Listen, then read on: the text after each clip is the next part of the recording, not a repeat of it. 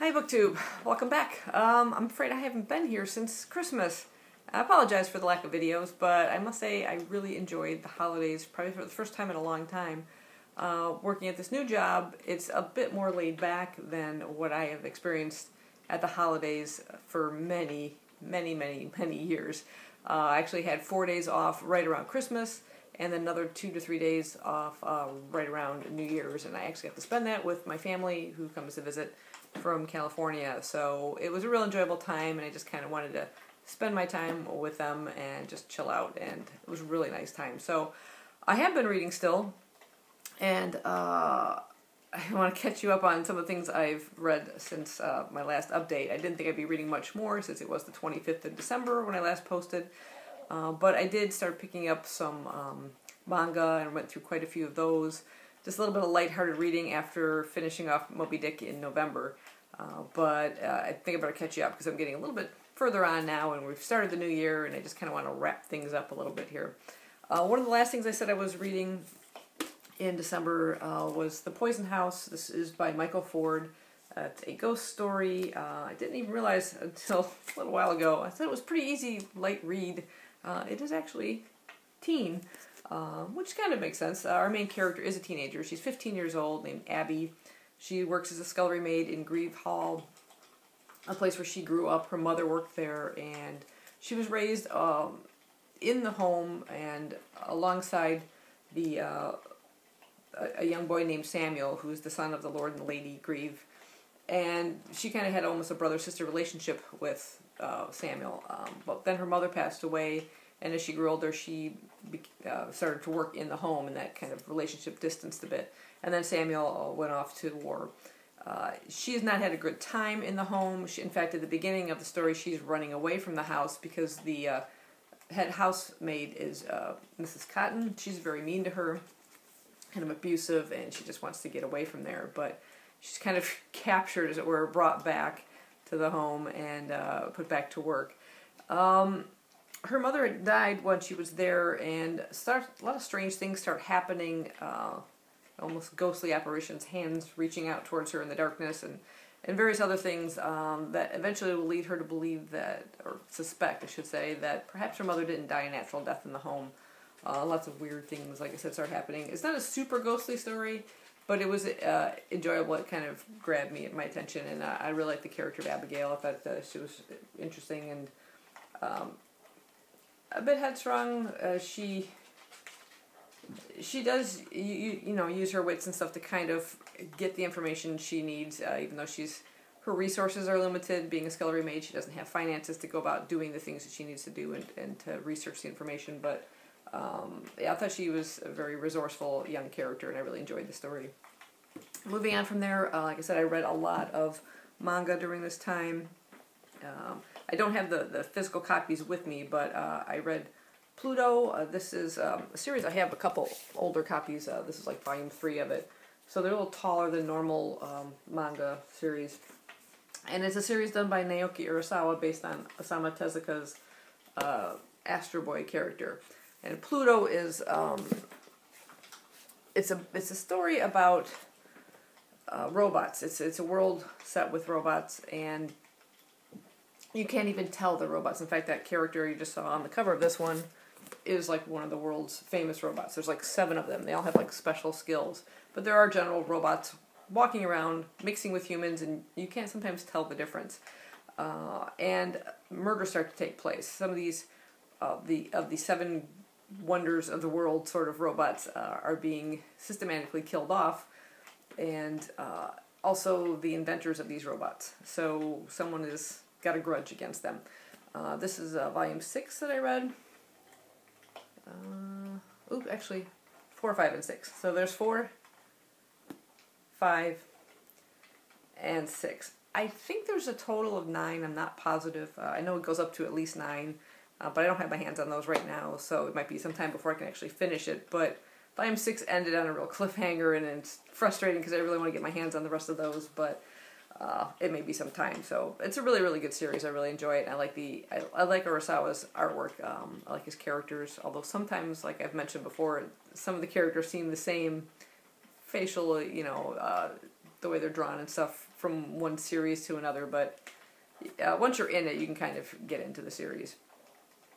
In addition to those, I read 2 more by Nagabi. This is Seul Arun. I can't pronounce that first part, but the main part of the title is The Girl from the Other Side. I don't know how you pronounce that. So I read volumes 3 and volumes 4. I remember liking the first volume a real lot, and then I got into the second one. I was a little confused, and I wasn't sure about the series. But I came across 3 and 4, I picked them up, and now I'm effectively hooked back in again. It's a real dark series. This is a real small little manga. I mean, as much as these are oversized, these are even smaller than most normal ones. But it's a darker look to it. The illustrations and stuff have an overall darker look to them. Not a lot of detail in the background sometimes, but it focuses then more on the characters in the story. And our main character is Shiva, this little girl here. This is set in a world where there's like inside and outside. The inside world is where the humans live, and the outside is where the beasts live, the cursed humans. Something have happened to humans that have turned them into these beast-like characters. Okay, and with a single touch, you can be cursed. And at the beginning of the story, somehow this young girl, Shiva, has been abandoned by her aunt in the outside. We don't know why. And she is found by one of the beasts, who ends up protecting her and becomes known as teacher to her. And he's very careful about not letting her touch him. She can hold on to his robes, but she cannot physically touch his skin because he's afraid that she might be cursed. And within these volumes, we finally meet the aunt to kind of find out that whole situation as to why she abandoned her out, and now she's sort of returned. And there's soldiers from the inside that are kind of looking for this girl as well, and there's something special about her. But it's really captivating. I really started to get into the story. So yeah, it's definitely one looking into. I really recommend that one. Moving on to a little bit more in terms of manga, I picked up a couple things from Junji Ito, the kind of father of horror manga. At the end of December, I was reading Frankenstein, an adaptation that he did of Frankenstein. That half the book was that, and the other half was like short stories. This is more short stories, fragments of horror. I like the twist there on that painting. And this is a full spread cover. And you won't probably be able to see this. I don't think I even get the right lighting, but there's actually hidden images within the cover too. I won't be able to get the right light on there. Oh well. From within the story, it's kind of cool the way they kind of snuck those in there. But again, it's a collection of short stories. Some work, some don't. Once you see his works, it's just, he's got a crazy mind. That's all I gotta say. Just totally crazy. Tomie is one of his recurring characters. She pops up in here as well. There's this one woman who, for some reason, wants to be dissected, and she does everything she can to try to get dissected. She sneaks in as one of the cadavers in a medical school, and they suddenly realize, hey, this woman's alive. It's sick. It's but yeah, still good if you're looking for that kind of creepy horror. And then I picked up another one of his collections of short stories. This is nine of his best short stories. It says this is called Shiver. And again, this just it's great. This is a weird story that had like these strange balloon faces of people floating in the sky, and they would try to find their match and like hook them up and take them away. It was weird. But yeah, a lot of some really good ones, some hit or miss ones. The ones with this thing that was causing people to break out in these strange holes. Yeah, not much more to say about it. If you're looking for some kind of good creepy manga horror, he's your man. So that kind of finished off my December. I think I've got everything in there, and kind of move on to January now, because I've already read several books already. One of those is an audiobook I was listening to in December, and I finally finished up in January. This is Robert Galbraith's Aletha White, also known as J.K. Rowling. This is another one of the Cormoran Strike novels, number 4, I believe. It's a bit of a chunker, if you see the physical copy of it. And I had mentioned that I felt it was a bit drawn out, a bit complicated in the mystery series. That still held true. It did wrap things up pretty well in the end of the overall mystery of it. But I did find myself getting lost in the numerous characters and their strange nicknames that they had for family members, Izzy and Fizzy, and they weren't using their normal names. It was really weird, strange family that's involved in this mystery that we come across. But the thing I like the most about the series is I like Cormoran Strike, and I like Robin, his assistant. I like their background stories and their interactions with each other. We find a lot more. We get a lot more information about Robin, her recent marriage, how things aren't quite working out. She's going through a lot of stress, post-traumatic stress from a previous case and events that took place in that previous case, and kind of trying to hide it from Cormoran, fearing that perhaps it would cost her job or something. And there's feelings for each other beyond coworkers and beyond friends that are developing within these stories, and